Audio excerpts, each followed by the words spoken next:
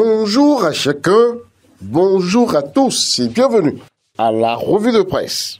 Cette semaine, à la surprise générale et alors que tous les Béninois l'ont jeté aux oubliettes, l'affaire Daïva refait surface à la faveur de la session criminelle de la Cour d'assises de cette année 2025 au tribunal de première instance de première classe de Cotonou. Et depuis lors, que de troublantes révélations de la part des deux principaux accusés dans cette affaire, Kodjo Alofa et Donatien Amoussou.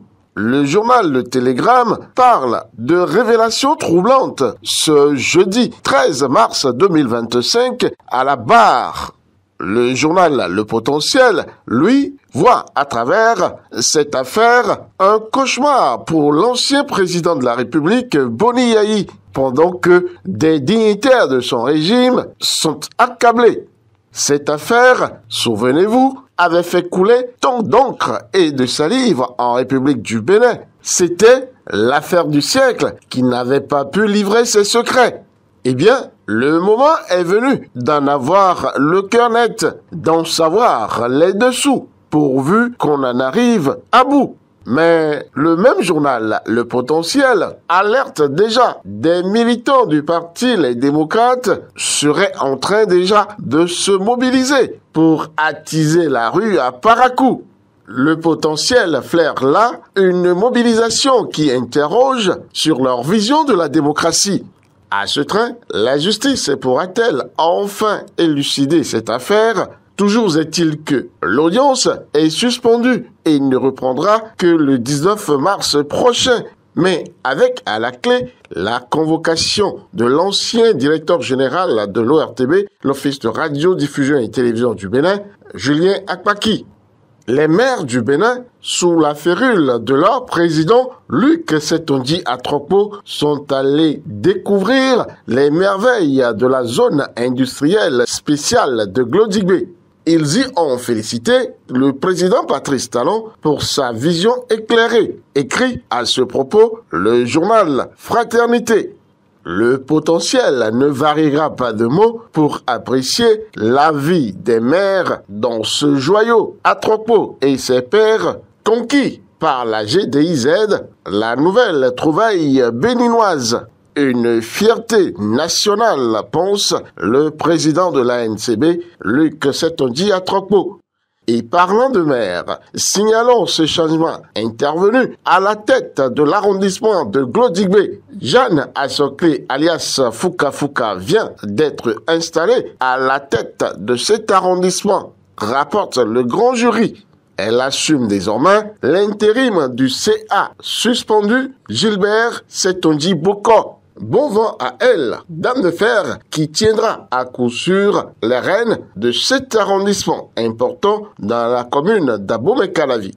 L'Union progressiste Le Renouveau, à l'occasion du 8 mars dernier, la journée internationale des droits des femmes, a honoré ses Amazones Tofinou, annonce le grand jury qui nous rapporte de cette cérémonie des moments de convivialité. Le journal signale qu'une mention spéciale a été décernée à leur cheval de bataille, l'honorable Jean-Méjor Zanou. Un tour à l'Assemblée nationale pour nous rendre compte que la chefferie traditionnelle a désormais un cadre juridique en République du Bénin.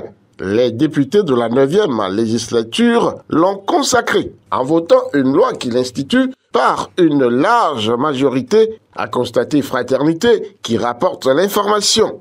Par ce fait, les députés ont voté une loi historique, affirme le journal L'Emblème, qui jubile à l'avènement de cette loi.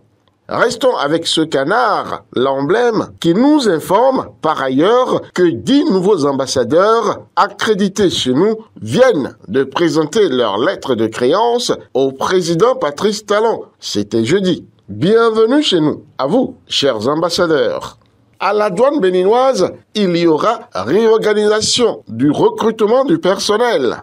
Libération en est convaincue puisqu'elle publie l'information appuyée du décret subséquent qui vient d'être adopté. Après la nébuleuse du pardon indue au Niger, au peuple nigérien, Gilas Agokan vient de recevoir un autre laurier. Il vient d'être nommé ambassadeur de la République du Bénin au Burkina Faso, qui l'a accepté. Bravo à vous, monsieur l'ambassadeur. C'est la preuve que vous n'avez point démérité. Finissons cette revue par cette embellie du préfet Alain Sourou Orunla, que relève à sa une le journal Pays émergent. En effet, le préfet du littoral vient de régler la crise qui secouait jusque-là le Conseil national des supporters du Bénin, CNSB.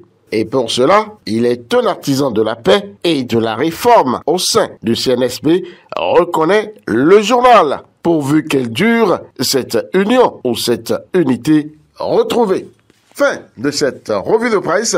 Peggy Ludovic Dagba, rendez-vous dimanche prochain.